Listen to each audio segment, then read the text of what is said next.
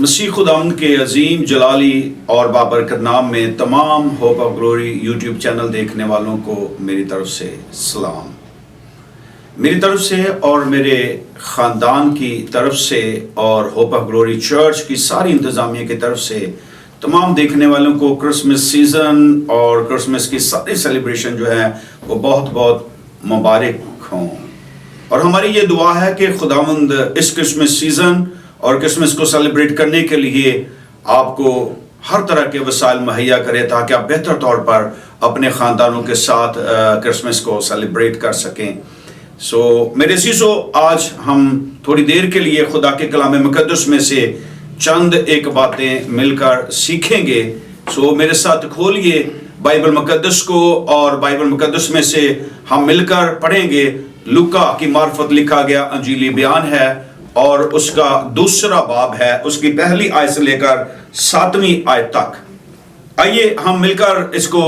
پڑھتے ہیں، اس کی تلاوت کرتے ہیں. بائبل مقدس میں لکھا ہے کہ ان دنوں میں ایسا ہوا کہ قیصر اگستس کی طرف سے یہ حکم جاری ہوا کہ ساری دنیا کے نام لکھے جائیں. یہ پہلی اس نویسی سوریا کے حاکم کرونیس کے عہد میں ہوئی اور سب لوگ نام لکھوانے کے لیے اپنے شہر کو گئے. پس یوسف بھی گلیل کے شہر ناصرت سے داؤد کے شہر بیت لحم کو گیا جو یہودیہ میں ہے، اس لیے کہ وہ داؤد کے گھرانے اور اولاد سے تھا، تاکہ اپنی مگیتر مریم کے ساتھ جو حاملہ تھی نام لکھوائے. جب وہاں تھے تو ایسا ہوا کہ اس کے وضع حمل کا وقت آ پہنچا اور اس کا پلوٹا بیٹا پیدا ہوا، اور اس نے اس کو کپڑے میں لپیٹ کر چرنی میں رکھا کیونکہ ان کے واسطے سرائے میں جگہ نہ تھی. خدا کے کلام کے پڑھے اور سنے جانے پر خداوند کی برکت ہو. کلام کے جس حصے کی ہم نے تلاوت کی ہے، میرا ایمان ہے کہ خدا کا کلام کی یہ باتیں جو آج ہم مل کر سیکھیں گے، یہ میرے لیے اور آپ سبوں کے لیے باعث برکت ہوں گی، اور ان کے ذریعے سے ہمارے ایمان اور زیادہ مضبوط ہوں گے اور ہم اور خدا میں ترقی کریں گے. میرے عزیزو، اس میسج کو اگر آپ پورا دیکھیں گے تو میرا ایمان ہے کہ ہم بہتر طور پر خدا کی نیچر کو جو ہے وہ سمجھ پائیں گے، خدا کے کام کرنے کے طریقے کو سمجھ پائیں گے اور اس کے اوپر بہتر طور پر بھروسہ کرنے کے قابل ہو جائیں گے. اس کے ساتھ بہتر طور پر ریلیشن شپ بلڈ کرنے کے قابل ہوں گے اور مضبوط رشتہ قائم کرنے کے ہم قابل ہو جائیں گے. اور یہی باتیں میرے اور آپ کے لیے اور ہمارے گھرانوں کے لیے برکت کا باعث اور وسیلہ بنیں گے. اس پیسج کو جس کو ہم نے پڑھا ہے، یہاں پر ایک جو ہے وہ موسٹ امپورٹنٹ ایونٹ کا ذکر ہمیں ملتا ہے، اور یہ ایونٹ جو ہے یہ ایک موسٹ امپورٹنٹ ڈیلیوری ہے، بچے کی ڈیلیوری ہے جو ہیومن ہسٹری میں نہ اس سے پہلے اور نہ اس کے بعد ہمیں یہ ملتی ہے اور نہ ہی ملے گی. یہ ویری امپورٹنٹ ایونٹ ہے جس کو ہم سیکھنے کے لیے جا رہے ہیں، اور اس ایونٹ کے لیے خدا کس طرح سے اس سٹیج کو تیار کر رہا ہے کہ اس کا اکلوتا بیٹا ایز اے انسان بن کر دنیا میں آئے، اور خدا اس کو کس طرح سے اس سٹیج کو تیار کر رہا ہے، یہ ہم اس حصے میں سے مل کر سیکھیں گے. میرے عزیزو، آئیے ہم مل کر سیکھتے کہ خدا کس طرح سے اس سٹیج کو تیار کر رہا ہے اور کس طرح سے خدا زمین پر رہنے والے انسانوں کو اس سٹیج کو تیار کرنے کے لیے استعمال کر رہا ہے. پہلی بات جو ہمیں اس حصے میں ملتی ہے، بائبل مقدس یہ فرماتی ہے کہ قیصر اگستس نے یہ حکم جاری کیا کہ ساری دنیا کے نام لکھے جائیں، اور اس کے پیچھے بادشاہ کے اپنے مقاصد تھے، قیصر اگستس کے اپنے مقاصد سے جن کو وہ پورا کر رہا تھا. لیکن وہ یہ نہیں جانتا تھا کہ بیسک خدا اسے ڈرائیو کر رہا ہے، خدا اس سٹیج کے لیے قیصر اگستس کو استعمال کر رہا ہے. پہلی بات جو اس کے اپنے مقصد میں شامل تھی اسم نویسی کے تعلق سے، اور بائبل کہتی ہے یہ پہلی اسم نویسی ہے۔ اور اسم نویسی کا مطلب ہے مردم شماری، یا لوگوں کو نیٹ کلیکشن میں ایڈ کرنا، اس کو کہا جاتا ہے۔ تو بادشاہ کا پہلا جو مقصد تھا وہ یہ تھا کہ وہ اپنے جو نیٹ کلیکشن ہے اس کو اور زیادہ بڑھائے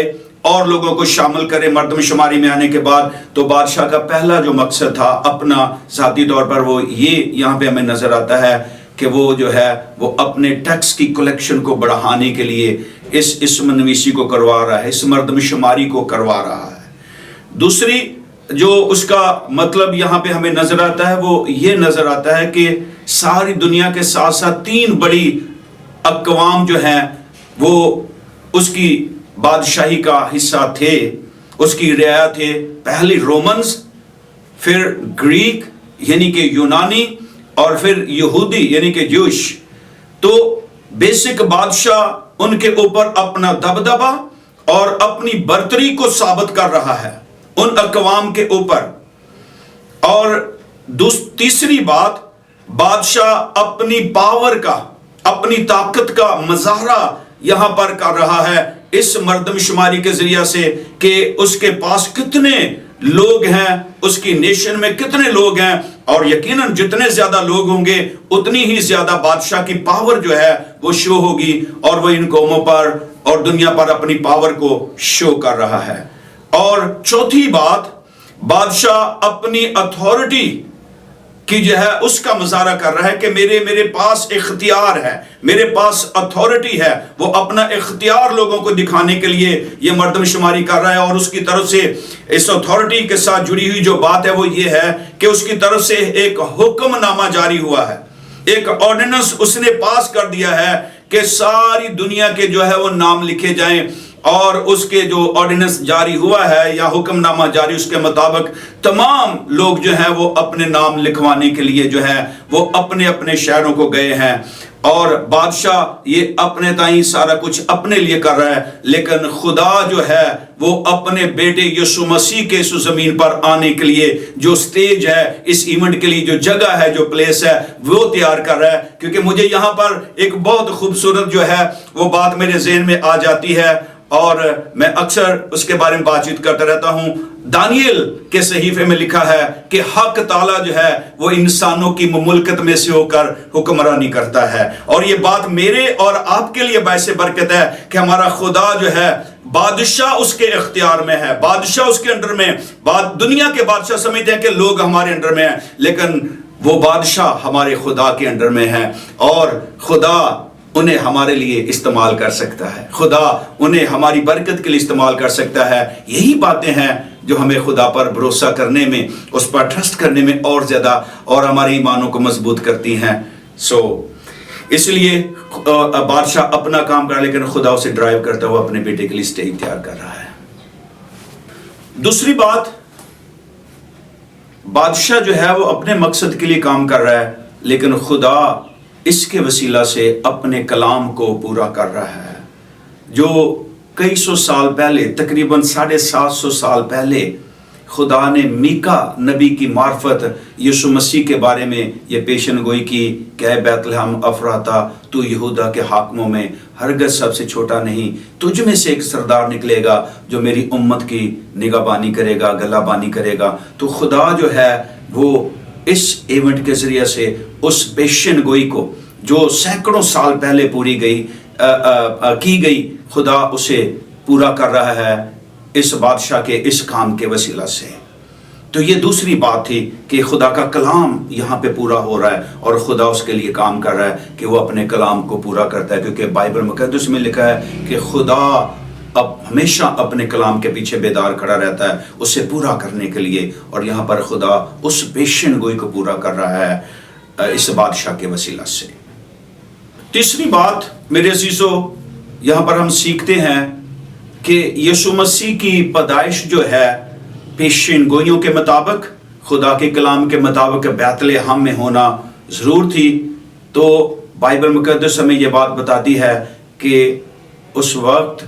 جب یہ چیزیں ہوئیں، جب یہ حکم نامہ جاری ہوا، تو یوسف اور مریم گلیل کے شہر ناصرت میں رہائش پذیر تھے، لیکن جب یہ حکم نامہ جاری ہوا ہے تو وہ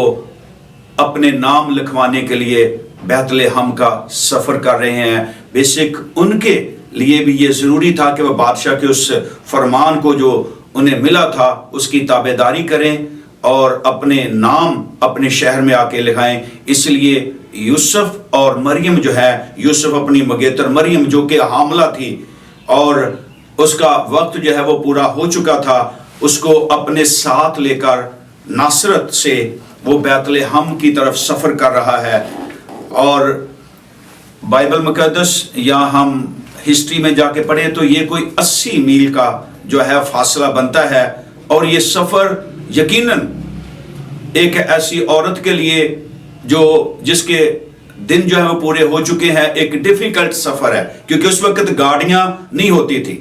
اس وقت سفر جو ہے وہ جانور پہ کیا جاتا تھا، پیدل کیا جاتا تھا۔ تو یہ ایک سفر جو ہے وہ مریم کے لیے ڈیفیکلٹ سفر ہے، ایک بڑا مشکل ترین سفر ہے یوسف کے لیے بھی، لیکن وہ اس سفر کو کر رہے ہیں۔ اور یہ کروا کون رہا ہے، اس کے پیچھے کس کی قدرت کام کر رہی ہے؟ خدا کی قدرت کام کر رہی ہے۔ ضرور ہے کہ یسوع مسیح بیت لحم میں پیدا ہو، اور وہ سفر کرتے ہوئے بیت لحم میں داخل ہوئے ہیں، اور جب بیت لحم میں داخل ہوتے ہیں تو بائبل مقدس کے یہ الفاظ، یہ حوالہ جو ہمیں بتاتا ہے کہ وہاں پر آلریڈی مردم شماری کے سوا بہت زیادہ رش تھا، اور ان کو سرائے میں کہیں بھی جگہ نہیں ملی، کہیں بھی ان کو جگہ نہیں ملی۔ اور جب سرائے میں جگہ نہیں ملی تو پھر ان کو ایک استبل میں، ایک جانوروں کا جو باڑہ ہے یا استبل ہے، اس میں ان کو رہنے کے لیے جگہ ملی ہے۔ اور بائبل مقدس بیان کرتی جب وہ وہاں پہ تھے تو ایسا ہوا کہ اس کے وضع حمل کا وقت آن پہنچا، اور اس کے پلوٹا بیٹا جو ہے وہ پیدا ہوا۔ میرے عزیزو، یہ ہیومن ہسٹری میں موسٹ امپورٹنٹ پیدائش ہے، یہ ڈیلیوری ہے، لیکن دیکھیے اگر ہم اس پہ غور کریں تو یہ ہو کہاں پہ رہی ہے۔ ویری موسٹ امپورٹنٹ ڈیلیوری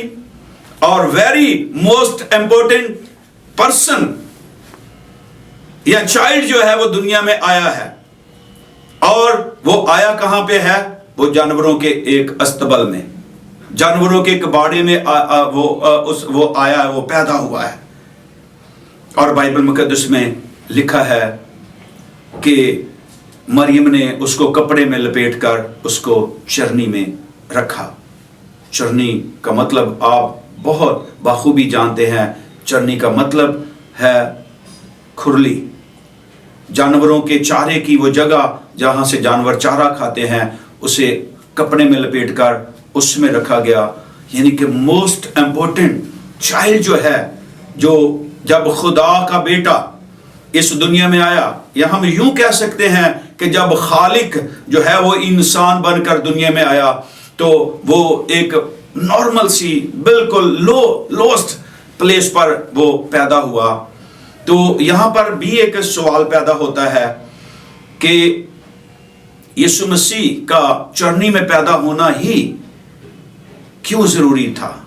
یا کیوں اس جگہ کو خدا نے چوز کیا؟ کیوں خدا نے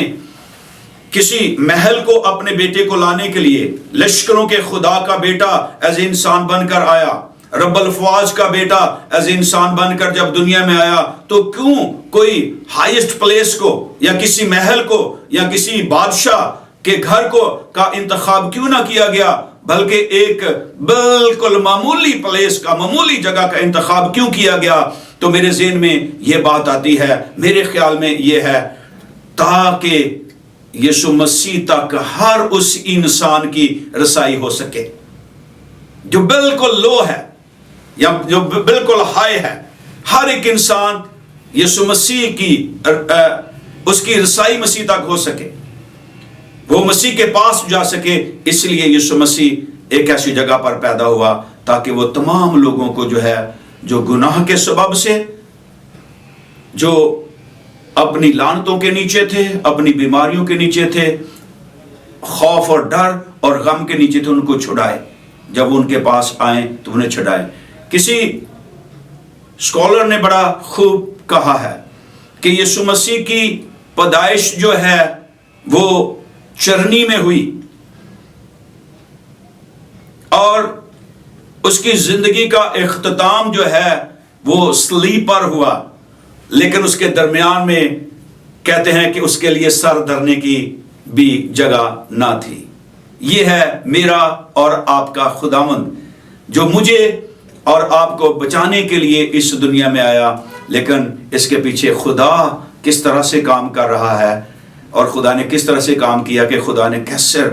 اگستس کو، جو اس وقت کا شہنشاہ تھا، جس کی حکومت بائبل کہتی ساری دنیا میں تھی، اس کو خدا نے کس طرح سے یوز کیا، اور خدا کس طرح سے اپنے کلام کو پورا کرتا ہے، اور کس طرح سے اس نے یوسف اور مریم کو ڈرائیو کرتے ہوئے وہ بیت لحم میں لے آیا، کیونکہ یسوع مسیح کا بیت لحم میں پیدا ہونا ضرور تھا، تاکہ اس کے ذریعے سے خدا میکا نبی کی اس پیشن گوئی کو پورا کر سکے جو خدا نے اپنے بندہ میکا کو کئی سو سال پہلے بتا دیا تھا، تو خدا اس کلام کو بھی پورا کر سکے۔ تو میرے عزیزو، یہ کلام کا حصہ میرے اور آپ کے لیے برکت کا سبب اور وسیلہ ٹھہرے۔ میں یہ آپ کو بتانا چاہتا ہوں کہ اس کلام کے وسیلہ سے ہم یہ سمجھ پائے ہیں، ہم یہ سیکھ پائے ہیں کہ خدا جو ہے وہ مجھے واچ کر رہا ہے، خدا مجھے دیکھ رہا ہے، خدا میرے خاندان کو واچ کر رہا ہے، اور خدا میری تمام تر مشکلات سے واقف ہے، خدا آپ کی تمام تر مشکلات سے واقف ہے، اور خدا کے ساتھ آپ درست تعلق میں آ جائیے، right relationship and strong relationship, اور خدا آپ کو لفٹ اپ کرنے کے لیے، آپ کو بابرکت بنانے کے لیے خدا بادشاہوں کو استعمال کر سکتا ہے، خدا عمرہ کو استعمال کر سکتا ہے، خدا انسانوں کو، اس زمین پر رہنے والے انسانوں کو آپ کی برکت کے لیے استعمال کر سکتا ہے۔ خدا کے پاس یہ پاور ہے۔ آخری بات پھر کہوں گا، حق تعالیٰ انسانوں کی مملکت میں سے ہو کر حکمرانی کرتا ہے۔ سو may God bless you۔ خداوند اس کلام کے وسیلے آپ سبوں کو بہت زیادہ برکت دے، آمین۔ میرے عزیزو، آخر میں آپ کے ساتھ مل کر دعا کرنا چاہتا ہوں کہ میں آپ کے لیے، آپ کے خاندانوں کے لیے اور آپ کی کلیسیاؤں کے لیے برکت چاہ سکوں۔ جو بیمار ہیں میں ان کے لیے بھی دعا کروں گا کہ خدا آپ کو شفا عطا کرے۔ آئیے ہم دعا کریں۔ خداوند قادر مطلق خدا،